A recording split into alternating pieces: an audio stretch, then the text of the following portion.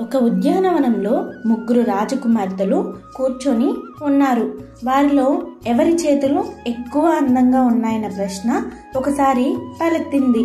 ఆ ముగ్గురు తన చేతులే మిగతా ఇద్దరి కంటే చాలా అందంగా ఉన్నాయని తమలో తాము అనుకున్నారు.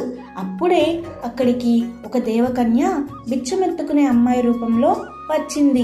ఆ అమ్మాయి ధర్మం చేయండమ్మా అని అడిగింది.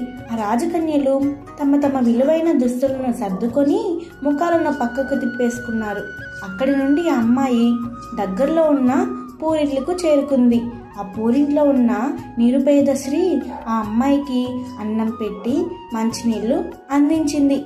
మారువేషంలో ఉన్న ఆ దేవకన్య ఆ స్త్రీని అష్టైశ్వర్యాలు ఆయు ఆరోగ్యాలతో వర్ధిల్లు అని ఆశీర్వదించింది.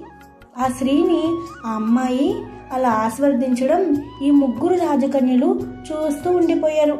బిచ్చగత్తె రూపంలో ఉన్న దేవకన్య తన నిజ రూపం ధరించి తన తోటి వారికి సహాయపడడానికి సిద్ధంగా ఉన్న చేతులే అతి సుందరమైన చేతులని ఆ ముగ్గురికి చెప్పి మాయమైపోయింది. ఇతరులకు సహాయపడే మనసు, పేదవారికి దానం చేసే చేతులే గొప్ప చేతులు.